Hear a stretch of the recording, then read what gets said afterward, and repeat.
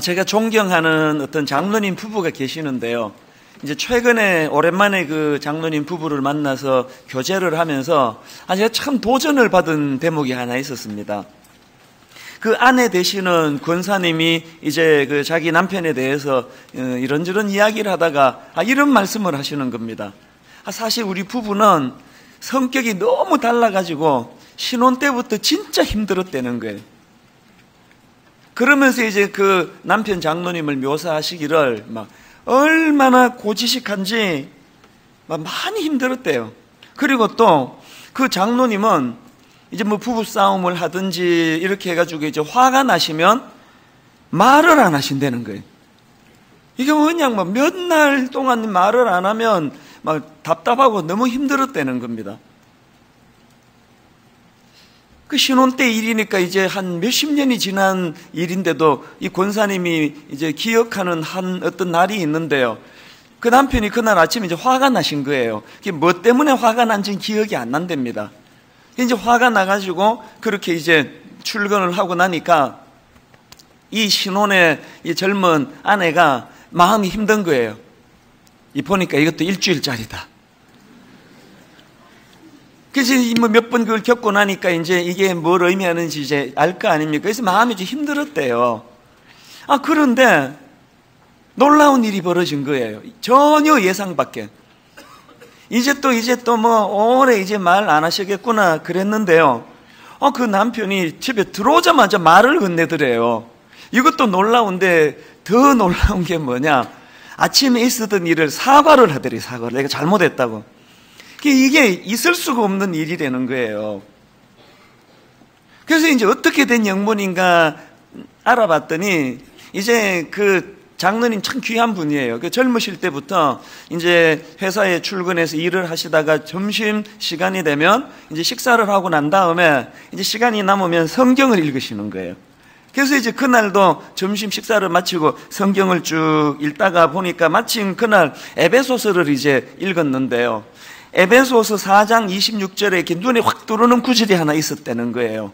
에베소서 4장 26절 분을 내어도 죄를 짓지 말며 해가 지도록 분을 품지 말고. 이 장로님이 이 말씀을 읽으면서 뭘 깨달았냐 하니까 그동안 내가 잘못했구나. 아무리 화가 난다 하더라도 이렇게 며칠씩 말을 하지 않는 거는 이거 옳은 일이 아니구나. 그걸 깨달으셨대요. 그래서 참 이분이 귀한 게요. 깨달은 그대로 제가 실천한 거예요. 집에 가자마자 말을 건네고 내가 잘못했다고 그렇게 이제 사과를 하고요. 결정적으로 제가 이 장로님이 존경이 되는 게 뭐냐? 그 아내 권사님이 그 다음에 무슨 말씀을 하시는가 하니까 우리 남편이 그날 깨달은 그날 이후로 지금의 오늘까지 이 말씀을 지키고 계시다는 거예요. 그게 너무 저에게 이 감동이 되는 거예요. 그러면서 이제 그 남편 장로님을 가리키면서 하시는 말씀이 저 사람은 사람의 말은 몰라도 하나님의 말씀이 이렇다 인정이 되면 무조건 순종하는 분이라는 거예요. 그래서 이제 그 장로님이 말씀으로 늘 이제 자기를 돌아보고 말씀에 깨달은 대로 살아내시니까요. 처음에는 그냥 막 성격이 달라가지고 막 힘들고 상처도 받고 그랬는데 갈수록 그 남편이 존경이 가는 거예요. 지금은 참 존경하는 그런 남편이 사실요. 제가 알기로도 그 장로님은 그 교회 성도님들에게 뭐 하나같이 모두가 다 인정하고 또 존경을 받는 그런 장로님이세요. 제가 그 대화를 나누고 뭐 시간이 벌써 한 달 반 이렇게 지났는데도 지금도 가끔씩 그게 저에게 이렇게 감동으로 다가오면서 나는 어떤가? 오늘 여러분들이 여러분 자신들을 점검해 볼 때 우리는 말씀이 들리고 있는가? 우리는 말씀을 읽고 있나? 그리고 우리가 깨달은 말씀을 내 삶 속에 나는 그렇게 그 말씀이 내게 영향을 미치고 있는가? 이런 것들을 좀 점검해야 된다는 생각이 드는 거예요. 여러분, 오늘도 하나님은 말씀하고 계십니다. 그리고 하나님은 그 말씀을 통해서 우리를 변화시키기 원하시고 회개하고 새롭게 새로운 피조물로 나아가기를 우리 하나님은 원하신다는 거예요. 제가 이런 관점으로 이제 이 호세아서를 여름 내내 이렇게 묵상을 하다가 보니까 그 호세아서에서 많은 제가 은혜를 많이 받았는데 그 중에서 제일 먼저, 그리고 또 참 강력하게 제가 그 감동을 받은 말씀이 하나 있는데 그게 바로 오늘 본문 1장 1절 말씀입니다. 자, 1절을 한번 보시겠습니까? 우시야와 요담과 아하스와 히스기야가 이어 유다 왕이 된 시대, 곧 요아스의 아들 여로보암이 이스라엘 왕이 된 시대에 부에리의 아들 호세아에게 임한 여호와의 말씀이라. 이 우리말 성경은요, 우리말의 그 어순 어법에 따라 가지고 여기 저 호세아에게 임한 여호와의 말씀이라, 이게 지금 맨 끝에 있는데요, 원어로 이 히브리어로 보면은 말씀이 이렇게 시작이 됩니다. 여호와의 말씀이라 호세아에게 임한, 그리고 내용이 쭉 나오는 게 호세아서예요. 그러니까 이 호세아서는 사실은 가장 먼저 시작되는 말씀이 여호와의 말씀이라 이렇게 시작되는 성경이에요. 이게 왜 제게 감동이 될까요? 지난주 말씀드렸잖아요. 호세아서는 지금 시대적으로 엄청난 타락과 배교의 시대라고. 지난주 호세아 4장 1절 2절 말씀 기억하실 겁니다. 이 땅에는 진실도 없고 인애도 없고 하나님은 아는 지식도 없고 오직 저주와 속임과 살인과 도둑질과 간음뿐이요 포악하여 피가 피를 뒤이음이라. 뭐 이쯤 되면 인간의 강팍함이 뭐 하늘을 찌르는 거 아닙니까? 이 포악하고 강팍하던 그 시대에도 하나님은 끊임없이 말씀하고 계시더라는 거예요. 끊임없이 그 타락한 인간들에게 말을 건너고 계시는 하나님. 이게 너무 제게 감동이 되는 겁니다. 자, 여러분이 호세아서를 기록한 그 선지자 호세아가 왜 이렇게 말씀을 시작했을까요? 여호와의 말씀이라 호세아에게 임한, 자기 자신에게 임한. 그래서 제가 이거를 묵상해 보니까요, 호세아가 이거를 기록하면서 그 마음의 절박한 소원이 뭐예요? 그 타락한 자기 동족들에게 들려주고 싶은 절박한 메시지가 뭐예요? 이제 우리 인간적인 눈으로 보기엔 우리 민족은 희망이 없다. 이제 우리 인간의 눈으로 볼 때 우리는 망할 수밖에 없다.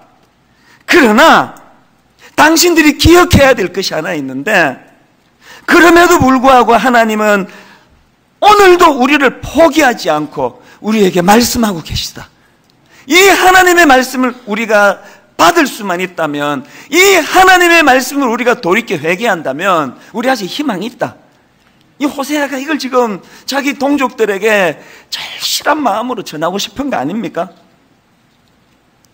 그러고 보면요, 호세아서뿐만 아니고요, 그 구약의 그 선지서들을 쭉 읽어보면은 여호와의 말씀이라 이렇게 시작하는 내용이, 성경이 상당히 많습니다. 자, 요엘 1장 1절을 한번 보십시오. 버두엘의 아들 요엘에게 임한 여호와의 말씀이라, 지금 이렇게 시작하죠. 요나스 1장 1절, 여호와의 말씀이 아미떼 아들 요나에게 임하니라 이르시되. 스바냐 1장 1절, 아몬의 아들 유다왕 요시야의 시대에 스바냐에게 임한 여호와의 말씀이라. 다 이렇게 말씀이 시작되는 거예요. 여호와의 말씀이라, 여호와의 말씀이라, 여호와의 말씀이라. 내가 이거를 묵상하다가 보니까 문득 무슨 생각이 드니까요, 사람의 눈으로 이게 진짜 선지자인지 가짜 선지자인지 구분이 쉽지가 않잖아요.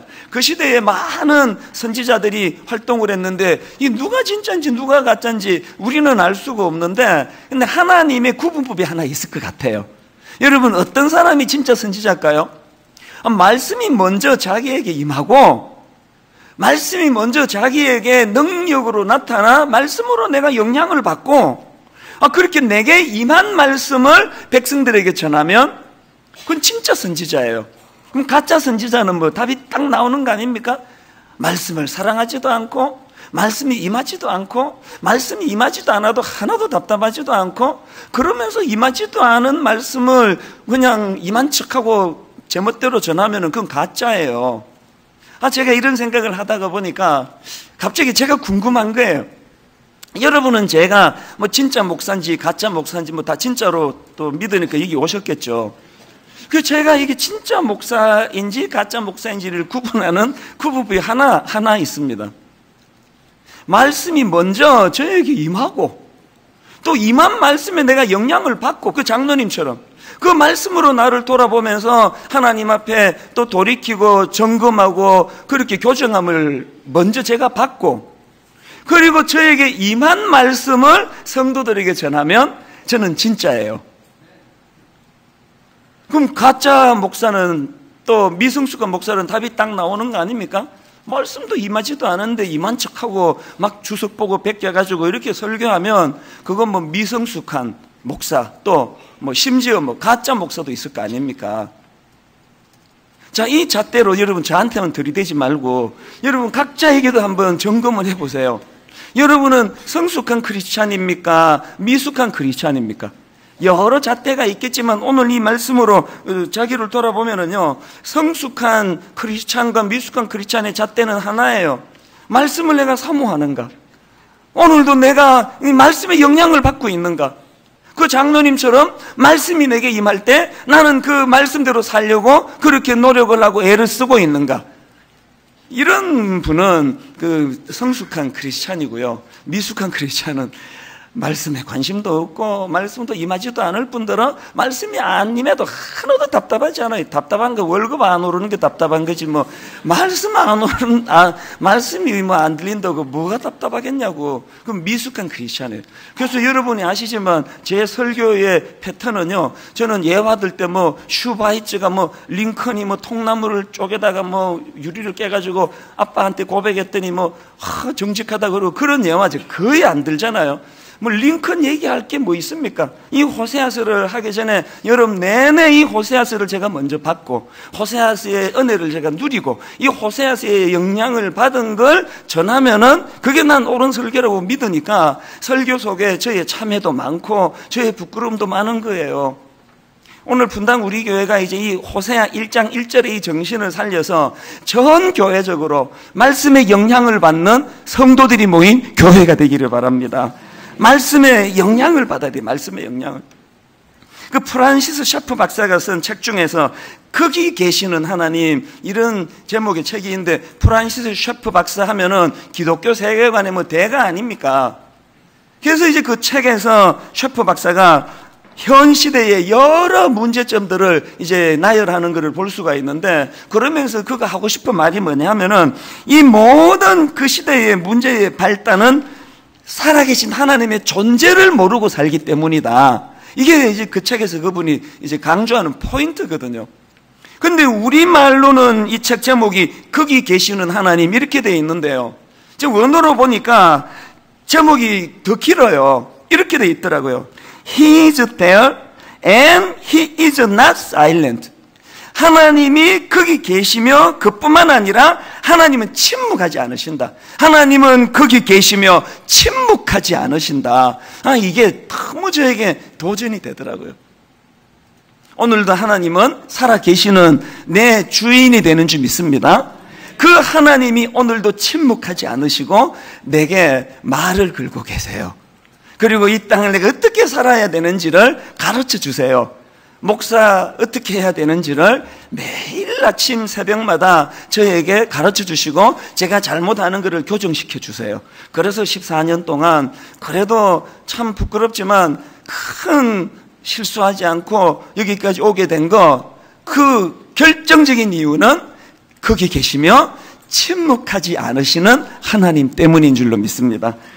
자, 이런 면에서 본다면은요, 한국 교회가 이렇게 그냥 목사들이 타락하고 성도들 앞에 성적인 죄를 짓고 이런 소식이 끊임없이 나오는 원인이 있다는 거지. 그걸 제가 발견했습니다.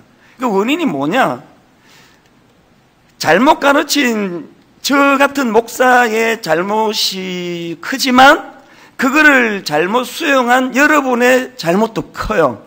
그게 무슨 말인가 하면요, 한국 교회는요, 그 사람이 전하는 말씀이 중요한 것보다는 그 말씀을 전하는 사람이 중요한 이상한 구조가 돼버린 거예요. 자, 이 내용이 보기 묘하지 않습니까? 여러분은 지금 그 사람이 전하는 말씀이 소중한 신앙생활을 하십니까? 그 말씀을 전하는 그 사람이 소중한 신앙생활을 하십니까? 이 차이를 아시겠습니까?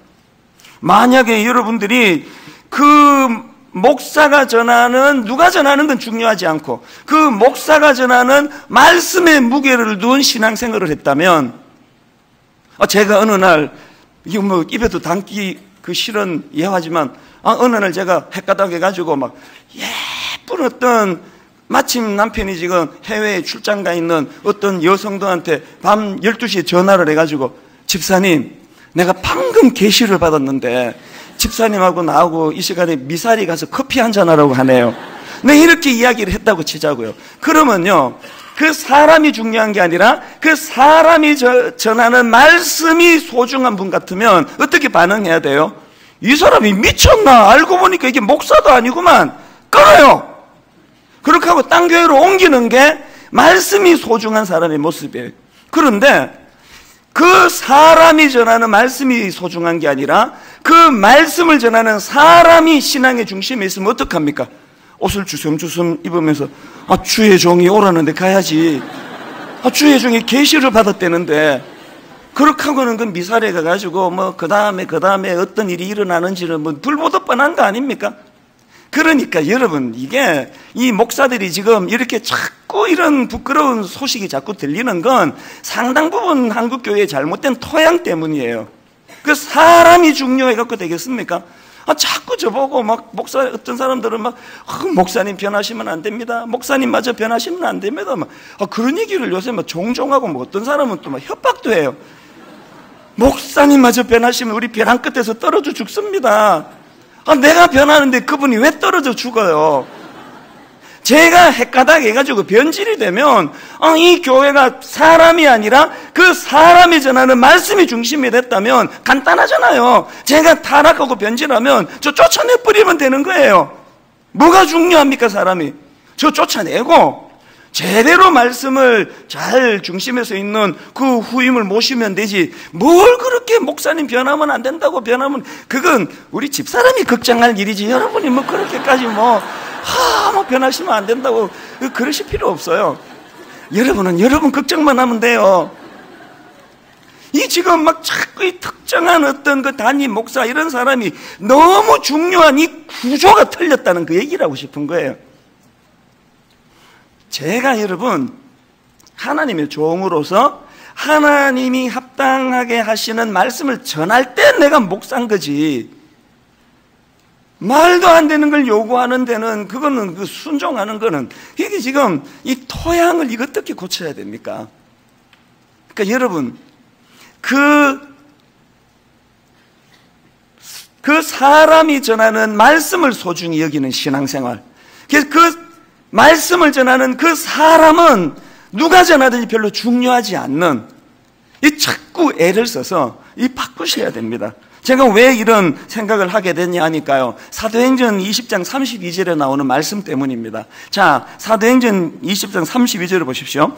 지금 내가 여러분을 주와 및 그 은혜의 말씀에 부탁하노니 그 말씀이 여러분을 능히 든든히 세우사 거룩하게 하심을 입은 모든 자 가운데 기업이 있게 하시리라. 지금 이 상황이 어떤 상황인가 하면요, 바울이 3년 동안이나 정들었던 에베소 지역을 떠나면서 장로들을 초청해서 한 부탁의 말씀이에요. 근데 여러분 만약에요, 제가 이제 이달 말까지 사역하고 이제 10월부터 제가 사표 내고 이제 미국으로 이민을 가게 됐다고 치자고요. 그러면 14년 정들었던 제가 너무 마음이 아플 거 아닙니까? 그래서 장로님들을 우리 집에 초청해서 식사를 대접하면서 제가 무슨 말을 할 것 같습니까? 무슨 권면을. 더군다나 지금 바울의 그 예견이 뭐냐면은 그 다음 29절을 보십시오. 내가 떠난 후에 사나운 이리가 여러분에게 들어와서 양떼를 아끼지 아니하며 또한 여러분 중에서도 제자들을 끌어 자기를 따르게 하려고 어그러진 말을 하는 사람들이 일어날 줄을 내가 아노라. 이 가슴 아픈 예견을 지금 바울이 한단 말이에요. 자기가 떠나고 이제 교회가 얼마나 어려워지는 그런 예견을 하니까, 만약에 지금 제가 이제 이 교회 사표 내고 이민을 떠나고 좀 있으면은 이 교회에 이단이 들어와가지고 막 이 교회가 그냥 편이 갈라지고 쑥대밭이 될 거라는 예견을 제가 한다면 장로님들에게 제가 무슨 부탁을 할 것 같아요? 뭐 100이면 100 이렇게 부탁할 거예요. 장로님들 제 후임 잘 세우셔야 됩니다. 후임 담임 목사 진짜 잘 세우셔야 됩니다. 난 분명히 그렇게 부탁할 것 같아요. 그런데 바울은 지금 그렇게 부탁 안 합니다. 사도행전 20장 32절 지금 내가 여러분을 주와 및 그 은혜의 말씀에 부탁한 말씀에, 세 번 얘기해 보니까 더 선명합니다. 나는 이제 하나님과 그의 은혜로운 말씀에 여러분을 맡깁니다. 잘 준비된 내 후임 목사에게 여러분을 맡기는 게 아니에요. 말씀에. 이게 참 인상적인 거 아닙니까? 자, 그러면 바울은 왜 저처럼 후임 목사에게 맡긴다 그러지 않고 말씀에 맡긴다 그러느냐? 32절에 답이 있습니다. 다시 한번 보십시오. 지금 내가 여러분을 주와 및 그 은혜의 말씀에 부탁하노니 왜 그렇게 할 수 있느냐? 그 다음 보세요. 그 말씀이 여러분을 능히 든든히 세우사. 그 말씀을 전하는 사람이 아니에요. 그 사람이 전한 말씀. 여러분의 인생도, 여러분의 가정도, 여러분의 직장도 하나님이 주신 말씀이 내 인생의 중심에 서 있을 때 그 말씀이 우리를 든든하게 세우는 줄 믿으시기를 바랍니다. 이런 말씀들을 이제 오늘 새벽에 일어나가지고 이제 준비를 하는데요. 제가 한 30년, 아니요, 그 정도, 한 20년 청소년 사회 갈 때 한 일이 이렇게 확 떠올라서 좀 민망했습니다. 이제 중등부 사역을 할 텐데요. 제가 한 번씩 이제 애들한테 이제 그 농담 삼아 이제 이런 이야기를 종종 했습니다. 그때 그 금요일 저녁에요. TV는 사랑을 싣고, 그 기억나시죠? 이제 어떤 명사가 나와가지고 자기 그 시골에 뭐 초등학교 선생님을 찾습니다. 그래서 이제 음악 쫙 깔아주면은 가서 음악 선생님 그러면서 부둥키 울고 이제 그런 프로가 있었는데, 우리 애들한테 이제 자꾸 제가 이런 이야기를 했습니다. 이 목사님한테 소원이 하나 있다.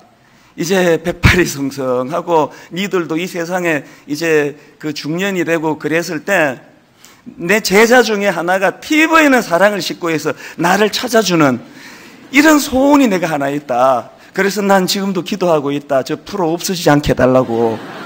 이렇게 이야기하면 애들이 막 웃곤 했습니다. 그리고는 이제 어느 날인데요. 중3 수련회라고 이제 중3 아이들이 고등부로 올라가기 직전에 마지막으로 이제 기도하고 말씀으로 다독여서 보내려고 꼭 이제 그 겨울 수련회를 했는데 몇 년도인지는 기억이 안 나요. 그때 이제 제가 아이들에게 마지막으로 설교하면서 이제 이 수련회 끝나면 니들은 고등부 올라가고 나랑은 헤어지는데 목사님 맨날 하던 얘기 기억나지? TV에는 사랑을 싣고 출연하게 해줘. 목사님은 그거 소원이다. 그렇게 이제 농담 삼아 이야기했더니요. 마지막 날 밤이에요. 연극대회를 하잖아요. 조별 연극대회를 하는데 오래전이라서 그 몇 팀인지가 좀 기억이 가물가물한데 열 몇 팀이 나왔던 것 같아요. 열 몇 팀이 나왔는데 놀랍게도요. 그때 7팀인가가 8팀인가가 TV에는 사랑을 싣고를 패러디하는 거예요. 그날 난리가 났습니다. 어떤 애 와가지고 안경 좀 빌려주세요 하고 어떤 애는 양복 좀 빌려달라 넥타이 다 풀어가고 그래가지고 제 흉내를 내면서 TV에는 사랑을 싣고 이거를 이제 하는데 맨 뒤에 앉아가지고 그걸 보는데 제가 허뭇했습니다. 이야, 내가 정말 이 헛살지 않았네. 얘들이 그래도 내 영향을 받았네. 그래서 너무 제가 기뻤거든요. 그렇게 이제 수련회가 다 끝나고요. 한 몇 달이 지났을 거예요. 한참 지나고요. 제가 그날을 잊지를 못해요. 길을 이제 뚜벅뚜벅 길을 걸어가고 있는데 갑자기 그 중3 수련회 생각이 탁 떠오르는데 얼굴이 화끈거리는 거예요. 얼굴이.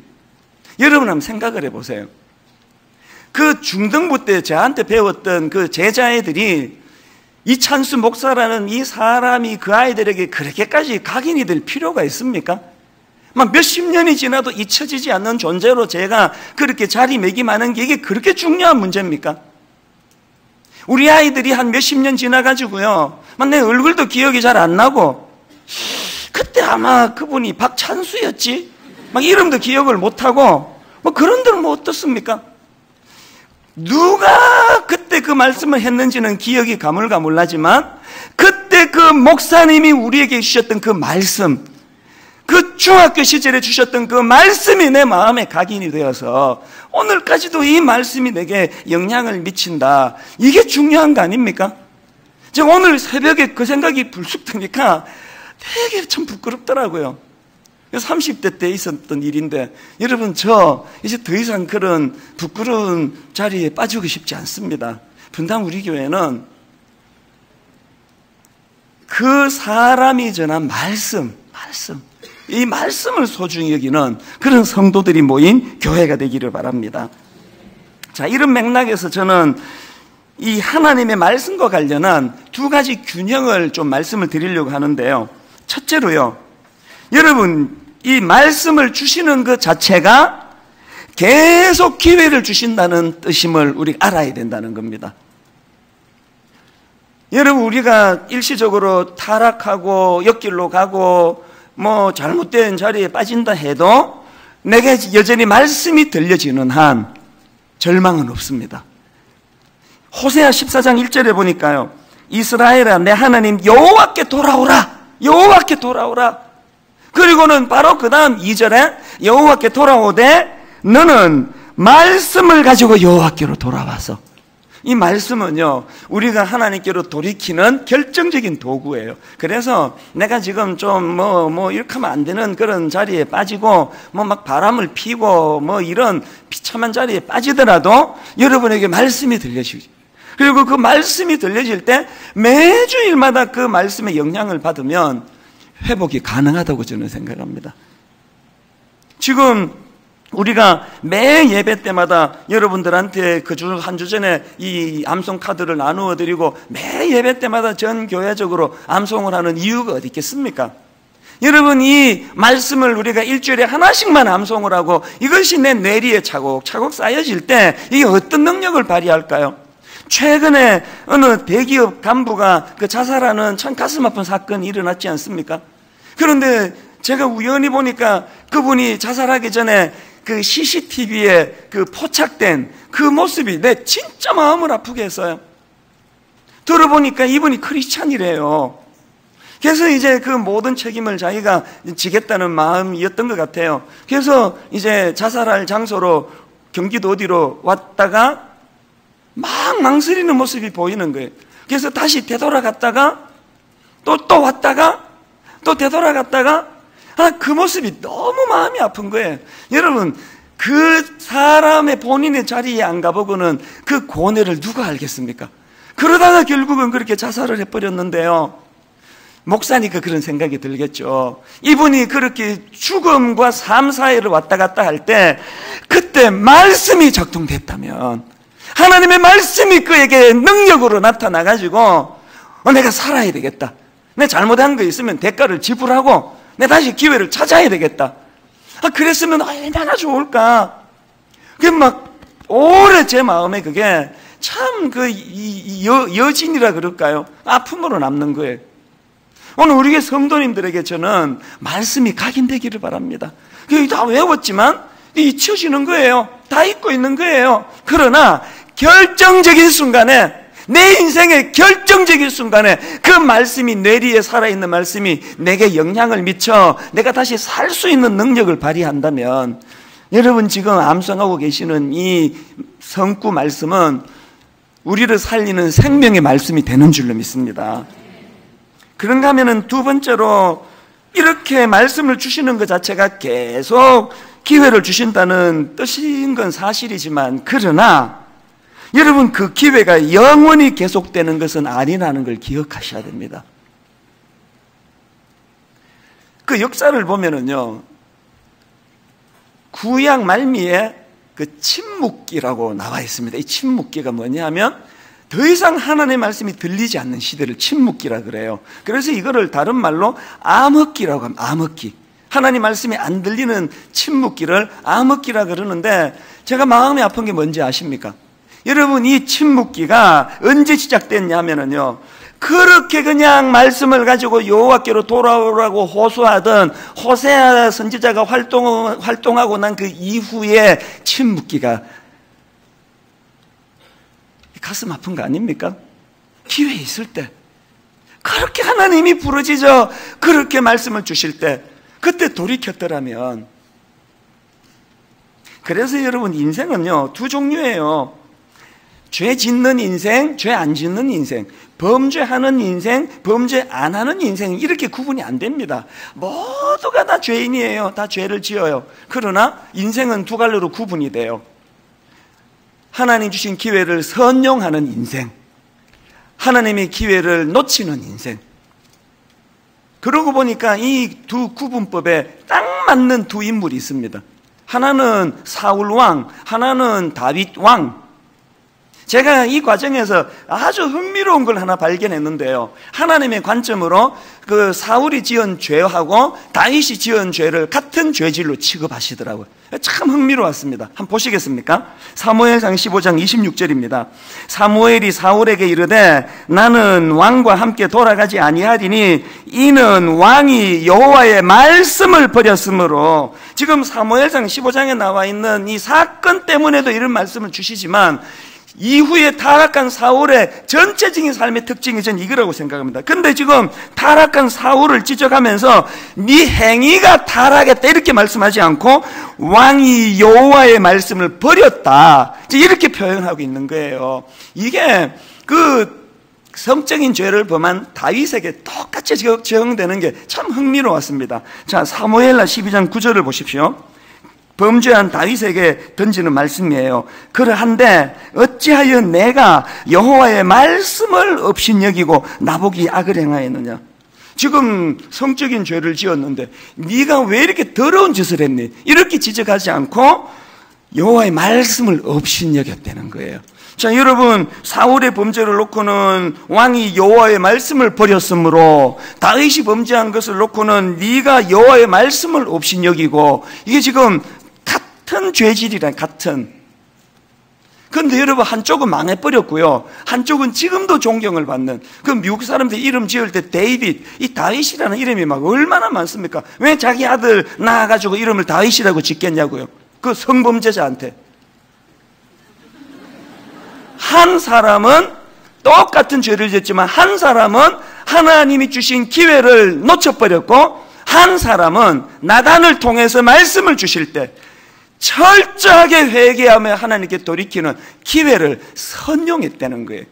여러분, 여기 저 누구라서 사울과 같은 교만의 자리에, 사울과 같은 죄의 자리에 빠지지 않습니까? 누구라서 다윗처럼 성적인 죄의 앞에 그 위기에 노출되지 않은 사람이 누가 있습니까? 중요한 건 기회를 잡는 거예요. 오늘도 하나님이 내게 사부 예배를 드리는 나에게 말씀을 주신다 할 때 이 말씀이 내 심령에 꽂혀서 회개하고 돌이키는 다윗과 같은 다윗의 길을 가면 우리 살아나는 거고, 사울처럼 그렇게 선포되는 말씀 앞에서도 끝까지 반응하지 않으면 그건 힘들어지는 거예요. 저는 여러분을 사랑합니다. 진심으로 사랑합니다. 그래도 여러분이 피곤한 주일날 이 그냥 쉬고 싶을 텐데 이렇게 예배 드리는 여러분 얼마나 귀하세요. 그래서 저는 진심으로 여러분 잘 되기를 바라요. 그러려면은 사울이 걸어간 길이 아니라 다윗이 걸어간 그 길을 걸어가는 여러분 되시기를 바랍니다. 이제 결론을 맺으면서요, 최근에 제가 그 인터넷에서 본 글 2개를 이제 소개하고 말씀을 마무리하려고 하는데요. 하나는 이제 인터넷에서 나온 어떤 간증 글인데요. 이분의 글이 이렇게 시작하더라고요. 하나님을 처음 알게 된 때는 초등학교 때이지만 인격적으로 하나님을 만나 말씀에 귀 기울인 적은 단 한 번도 없었습니다. 이 시작이 이렇게 돼요. 이 간증이 어떻게 흐를지 짐작이 가시죠? 진짜 좋은 간증은요, 기도 많이 했더니 부자 됐습니다, 사업 성공했습니다, 이런 간증보다도 예수는 믿지만 교회를 다니지만 말씀에 귀 기울인 적이 한 번도 없었던 내가 말씀을 사랑하게 됐습니다, 이게 제일 소중한 간증 아닙니까? 그런가 하면 글 하나를 제가 더 봤는데요, 그건 우리 교회 홈페이지에 올라온 글이에요. 자, 읽어드릴 텐데 한번 내용을 들어보십시오. 저희 집의 전세 기간이 만료되어 가는 요즘 전세 시세는 하늘을 찌르고도 남을 만큼 올라서 최근 몇 년 사이에 1억 이상이나 올라가 버린 황당한 상황이었고, 이사를 갈 수밖에 없는 상황에서 전전긍긍하고 있었습니다. 더 이상 미루기만 할 수 없어서 집주인께 전화를 드리고 집주인의 결정에 따라 거취를 결정하기로 했습니다. 그런데 이 집주인이 분당 우리 교회 성도예요. 자, 한번 들어보세요. 사실 집주인이 분당 우리 교회 성도인 것은 알았지만 당연히 전세금을 올릴 것이고 여력이 없는 터라 이사를 가야 하는 명백한 상황이었습니다. 집주인도 개인 사업을 하시는 분이지만 입시생을 두고 있는 가정에서 열심히 치열하게 생활하시는 분임을 알고 있습니다. 그런데 결론적으로 집주인은 우리에게 현 전세 시세로 1년을 더 지내도록 배려해 주셨습니다. 이게 여러분 1억이 오른 그 상황에서 뭐 어마어마한 결단 아닙니까? 그렇게 결단을 하게 된 집주인이 이제 전화로 이제 그거를 알려주셨나 보죠. 그 다음 내용을 한번 들어보세요. 그 집주인이 이런 이야기를 하시는 거예요. 전세값을 올리지 말라는 목사님의 목소리가 귀에 쟁쟁합니다. 이렇게 말씀하시는 전화기의 음성은 참으로 단단해진 제 마음을 녹여주고 부끄럽게 만드는 음성이었습니다. 그 다음 주인이 또 이런 말을 하시네요. 이제 저도 편안한 마음으로 1:1 양육을 받을 수 있을 것 같습니다. 우리 교회에서 하는 2학기 훈련 모집을 지금 보고 이분이 하는 말씀이에요. 그 다음 이 세입자의 말을 한번 들어보세요. 글쎄요, 전세금을 올리고 내리고 하는 흔한 상황에서 집주인의 선심으로 치부할 수 있는 단순한 상황은 아닌 것 같습니다. 그분은 1:1 양육을 시작하는 시점에서 목사님의 말씀과 물질의 유혹 속에서 고민하실 때 쟁쟁하게 울리는 목소리에 순종하셨고 그 순종으로 저의 단단해진 마음을 녹여주시고 순종의 본을 보여주셨습니다. 여러분, 제가 이 집주인 되시는 성도님이 귀한 게 뭐예요? 그는 그 사람이 전한 말씀, 그 말씀이 소중했던 분이에요. 그리고 현장에서 이제 이렇게 어려워진 세입자 문제를 가지고 대화할 때 말씀이 작동된 거예요. 이분이 뭐라고 말합니까? 그저 집주인의 선심으로 치부할 정도를 뛰어넘는 일이 되는 거예요. 오늘 성령님께서 이 시간에 말씀으로 우리에게 주신 이 메시지가 엿새 동안에 여러분 삶 속에서 작동되도록 성령님이 도와주시기를 바랍니다. 제가 이 글에 감동되는 문구가 하나 더 있습니다. 이분이요, 이렇게 마지막에 글을 쓰네요. 그 집주인의 순종으로 저의 단단해진 마음을 녹여주시고, 단단해진 마음이 뭘까요? 예수쟁이들은 입만 갖고 떠드는, 말만 떠드는 사람인데 이런 굳어진 마음이 있었는데 이 한 분의 순종의 모습을 보면서 그 마음이 다 녹아졌다는 거예요. 우리 교회 성도님들 가운데 이런 일들이 많이 일어나게 되기를 주님 이름으로 축복합니다. 여러분, 오늘 이 말씀을 기억하시면서 62번 찬양입니다. 하나님의 음성을 듣고자 기도하면, 여러분 오늘도 하나님은 말씀하세요. 우리가 기도할 때 기도를 통해서, 말씀을 들을 때 말씀을 통해서, 그 장로님처럼 성경을 읽다가 믿음의 식구끼리 교제를 할 때 하나님이 우리에게 말씀하기를 원하세요. 오늘 말씀을 마음에 담고 우리 가사를 생각하며 우리 한번 이렇게 찬양하기 원합니다. 하나님의 음성을 듣고자 기도하면, 하나님의 음성을 듣고자 기도하며, 귀를 기울이고 나의 기도를 기울이고 나의 기도를 들어주신다네. 들어주신다네. 여러분, 지금 힘든 상황에 놓여 있습니까? 깊은 웅덩이와 수렁에서 끌어주시고, 여러분이 하나님의 능력을 믿으십니까? 나의 발을 반석 위에 세우시사, 어떻게 하신다고요? 나를 튼튼히 하셨네. 새 노래로 부르자.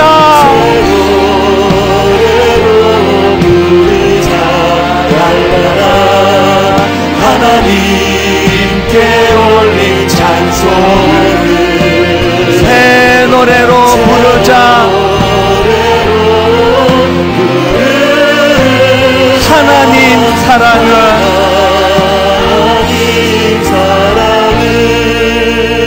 2절에 보니까요, 주를 의지하고 교만하지 않으며 거짓에 치우치지 아니하면 복이 있으리라.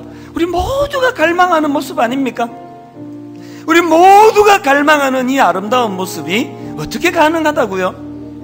하나님이 말씀을 주시고 그 주신 말씀에 반응하는 거기에 이런 아름다움이 있는 거예요. 그래서 저는 이 후렴에 새 노래로 부르자, 이 랄랄라라는 이 표현이 전 참 의미 있게 들려요. 여러분이 기쁨을 표현하는 인생 아닙니까? 오늘 여러분 깊은 수렁에 빠져 계세요? 범죄하셨어요? 궤도를 이탈했습니까? 탈선했습니까? 말씀이 들려지는 한, 그 말씀에 내가 반응하는 한 여러분 괜찮습니다. 회복될 수 있을 줄 믿습니다. 우리 2절 찬양할 동안에 이 갈망하는 마음으로 하나님 말씀에 반응하기 원합니다. 이렇게 찬양합니다. 주를 의지하고 교만하지 않으며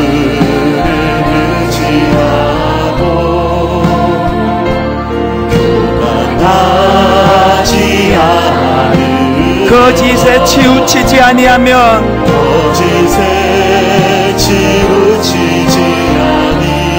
복이 있으리라. 여러분이 믿음으로 선포하십시오. 여호와 나의 주는, 우리 하나님 어떤 하나님입니까? 크신 권능의 주라. 그의 크신 권능으로 우리들을, 여러분이 아십니까? 사랑하여 주시네.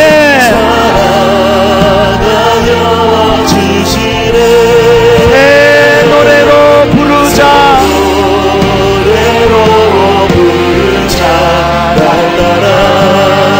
하나님께 올릴 찬송. 새 노래로 부르자.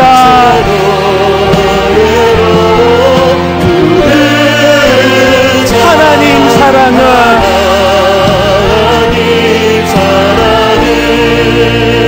오늘 말씀을 기억하면 우리 같이 기도할 때, 하나님 제가 지금 옆으로 좀 빠졌습니다. 탈선했습니다. 말씀이 들려지기 원합니다. 하나님 제가 지금 깊은 웅덩이에 빠졌습니다. 말씀이 회복되기를 원합니다. 그 말씀에 반응할 때 회복은 가능할 줄로 믿습니다. 아버지, 우리 가정을 살려주시옵소서. 하나님 분당 우리 교회를 살려주시옵소서. 아버지, 이 나라를 살려주시옵소서. 우리 한 목소리로 통성으로 사모함에 같이 기도하시겠습니다. 하나님 아버지, 오늘 하나님의 말씀이 우리에게 선포되었습니다.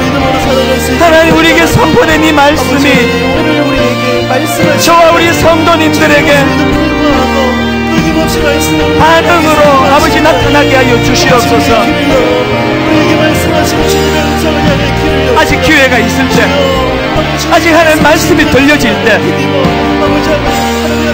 그 기회를 선용하여 하나님, 우리도 다윗처럼 나단을 통해 말씀해 주실 때 반응하고 회개했던 다윗처럼 회개의 자리로 나아가기를 원합니다. 새 길을 향하여 나아가기를 원합니다.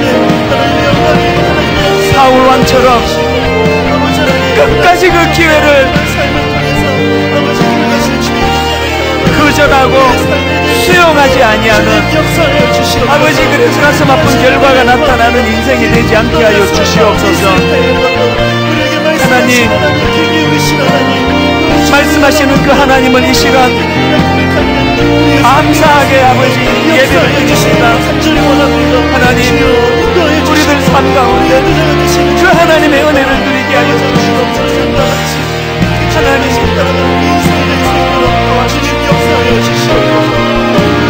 계속 기도하실 분 계속 기도하시고, 간절히 사모하는 마음을 담아 우리 이렇게 하나님 앞에 다시 노래합니다. 새 노래로 부르자. 새 노래로 부르자. 하나님께 올릴 찬송은 새 노래로 부르자. 하나님 사랑은 주를 의지하고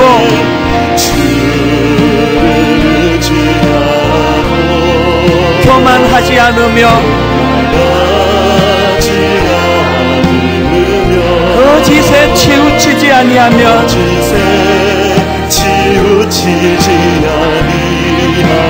복이 있으리라. 여호와 나의 주는 크신 권능의 주라. 그의 크신 권능으로 우리들을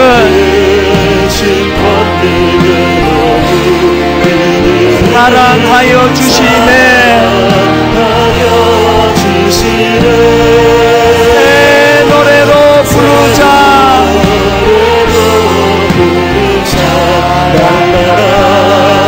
하나님께 올릴 찬송을 새 노래로 부르자.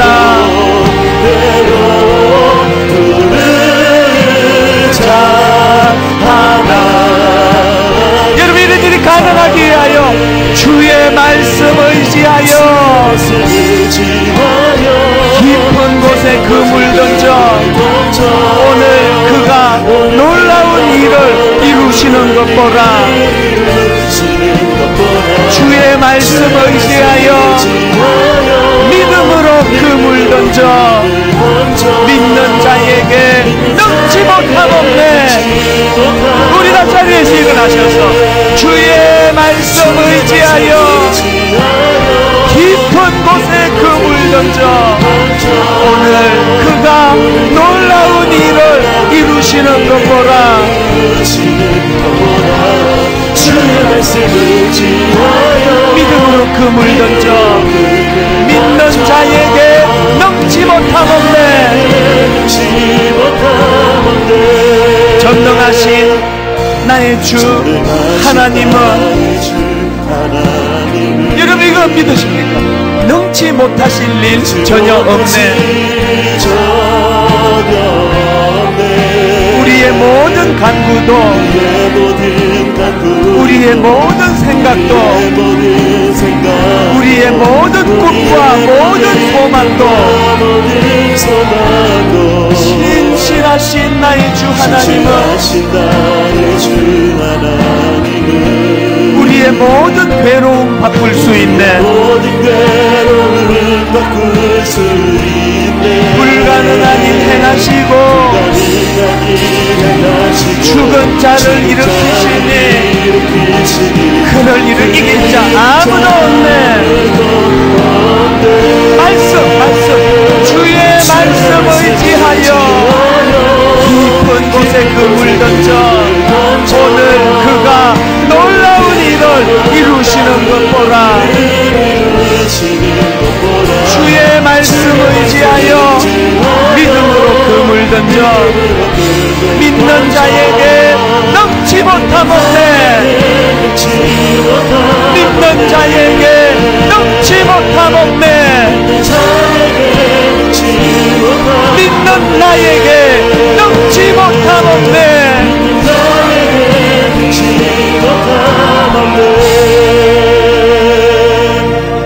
하나님 아버지, 우리가 회개할 것은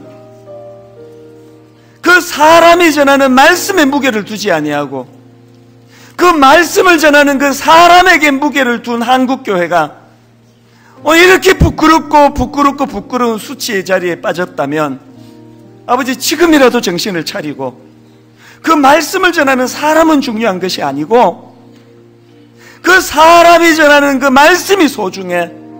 주의 말씀 의지하여 믿음으로 그렇게 인생길을 걸어가는 귀한 우리 성도님들 또 종이 되게 하여 주시옵소서.